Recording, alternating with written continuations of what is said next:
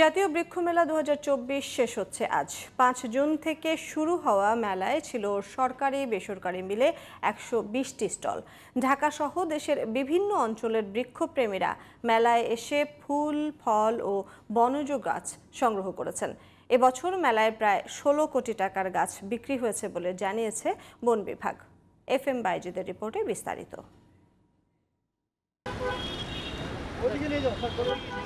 বৃক্ষপ্রেমী মানুষদের জন্য রাজধানীর আগারগাঁয়ে অনুষ্ঠিত হলো ৩০তম জাতীয় বৃক্ষ মেলা।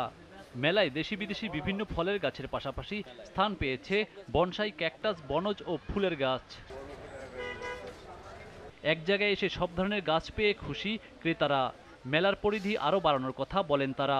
গত সপ্তাহে আমার বাচ্চা ফ্যামিলিকে নিয়ে আসছিলাম, আজকে শেষ দিন যেহেতু আমি নিজে আসছি, সো অনেকগুলো গাছই নিয়েছি।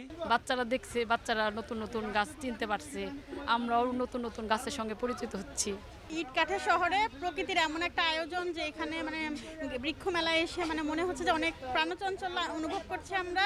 শেষ দিনেও ক্রেতাদের চাপে স্টল মালিক ও বিক্রেতাদের যেন দম ফেলার ফুরসত নেই। গত বছর আমি মেলায় প্রথম হয়েছি সিঙ্গেল স্টল ক্যাটাগরিতে, তো এবছরও আমরা বেশ কিছু নতুন ফলের গাছ এবং সাথে সৌন্দর্যবর্ধক কিছু গাছ নিয়ে এসেছি। যারা এসছে তাদের খুব ভালো সাড়া পেয়েছি আমরা এবার বিভিন্ন গাছপালা ছাড়াও অর্গানিক বিভিন্ন সার, ওষুধ, স্প্রে মেশিন এবং অন্যান্য যন্ত্রপাতি, ছাদ বাগানের বিভিন্ন যন্ত্রপাতি আমরা নিয়ে আসছি। মেলায় অংশ নেয়া বাংলাদেশ নার্সারি মালিক সমিতি টাইলস বসানো, বিদ্যুৎ বিল ও পানির লাইন নিয়ে চাঁদাবাজির অভিযোগ করেছে।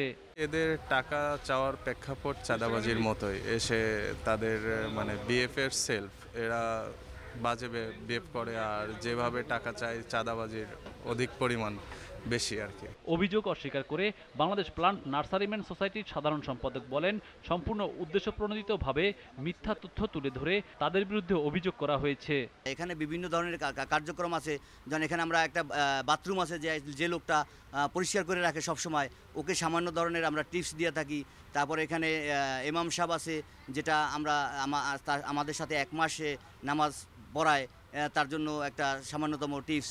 এই ধরনের ইয়ার জন্য এবং আমাদের সংগঠনের যারা সদস্য আছে সংগঠনকে সমৃদ্ধ করার জন্য আমরা আমাদের সদস্যদের কাছ থেকে আমরা কিছু টাকা এখানে উত্তোলন করেছি। চাঁদাবাজির বিষয়টি সম্পূর্ণ ভিত্তিহীন বলছেন মেলা পরিচালনার দায়িত্বে থাকা সহকারী বন সংরক্ষক। যে চাঁদাবাজির কথাটা বলেছেন, তথ্যটা সম্পূর্ণই ভুয়া এবং ভিত্তিহীন এবং উদ্দেশ্য প্রণোদিত। সব সমস্যা দূর করে প্রকৃতিপ্রেমী মানুষদের জন্য আগামীতে আরও বেশি সংগ্রহ নিয়ে মেলা অনুষ্ঠিত হবে, এমনটাই আশার কথা জানান স্টল মালিকরা। FM Bayzid, GTV news, Dhaka.